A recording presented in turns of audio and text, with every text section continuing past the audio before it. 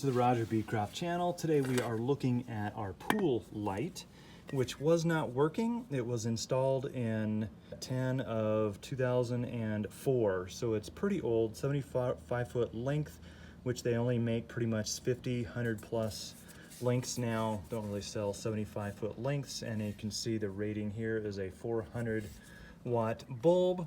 And so this has been in here now for 16 years, and it looks like some moisture got in here.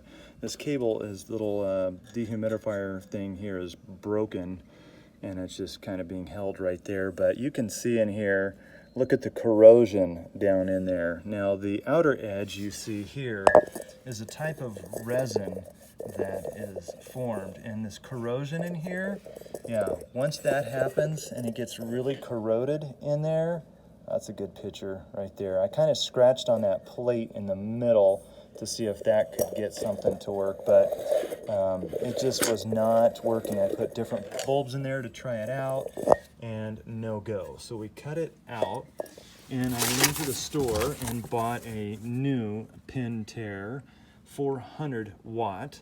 So if this is on for 2.5 hours a night, here in the summer, it's 12.7 cents per kilowatt hour. So if we leave this on for 2 hours, it's only gonna cost 12.7 cents for 2.5 hours. So I figured, you know what, I really wanted to get an LED bulb, but you know, they were quite a bit more. The colored ones, they were about, that was $300 with tax. The LEDs, about 500 and some. So there's the pool light down there. We already took it out and put it back in. We found out my pool light is bad because it kept tripping the breaker. So I was under the water trying to pull it out, and it wasn't coming out. So I had an idea. Hey, why not get some leverage in here? So I called the guy at the pool company and I asked him, how do you get this out? He's like, you pull on it. I'm like, what if you really can't get it out? He's like, well, sometimes we get 2 people in there. So I'm like, well, why not use some leverage? So what we did is we wrapped the wire around, and now that we have some leverage, this puppy just pulls right out. At first, it was really, really tough. It would not come out. And then I just pushed it a little bit harder.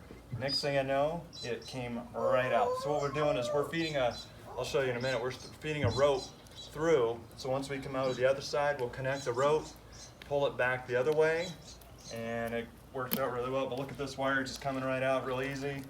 And I'm just twisting it as I go,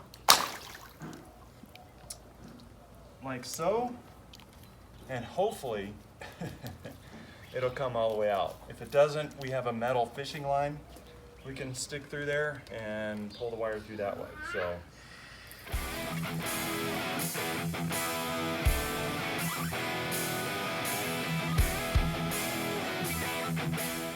hey, look at that. Here's our string. Woohoo!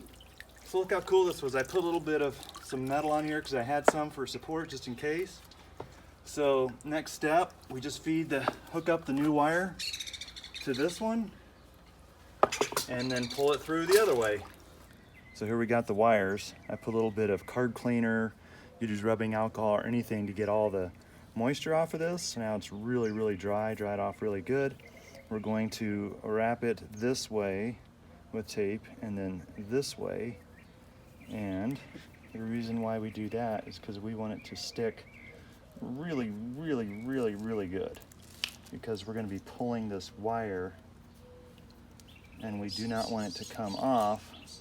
If it does, then we have to fish our metal fishing line through to pull it through. So I want to avoid an unnecessary step and get it done.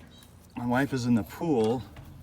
As you can see, I'm using one hand, but she's kind of pushing a little bit and I'm pulling this. I don't want to pull too hard and have that come off, because then we'll have to use other alternatives. So it's working pretty good. My sub panel is located by all the pool equipment. Inside the sub panel, we have all the different switches.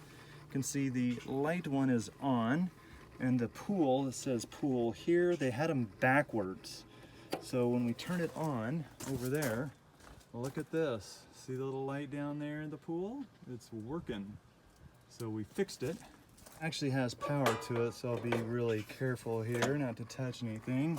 But as you can see here, inside here are the two wires. This is the new one I put in, cut a little extra length. It goes down in there, and this other one, you can see that's open right there. That one is actually for the spa. However, the switches, so go ahead and turn the pool off. So the switches, this one was labeled pool, this one was labeled spa. They were actually backwards. So when I was flipping the breaker, flipping the switch on and it was cutting off, it was the other one that kept tripping the switch. So when I first was investigating this one was labeled pool, which went into that one right there. You can see the open wire. I don't have the wire lock on there yet like I do on this one. You can see that wire lock. If yours doesn't have a wire lock, by the way, which is a lock that locks on the wire, you're gonna want to have one of those, because you're not supposed to have just an open wire like this, because it theoretically can be pulled back in. So I thought this one was the one that went to the pool.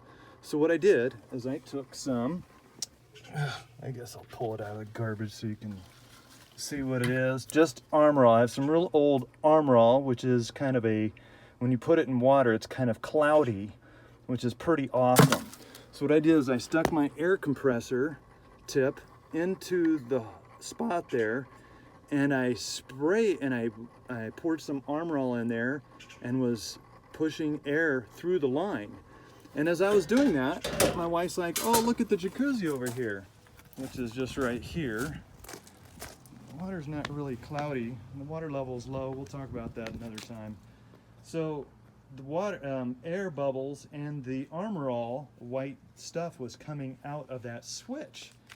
And I'm like, shoot, it looks like that what was labeled pool was actually to the spa, and they were backwards. So that's one way to verify which is the correct one. So then we knew that this one was indeed not the pool, but that one was the spa.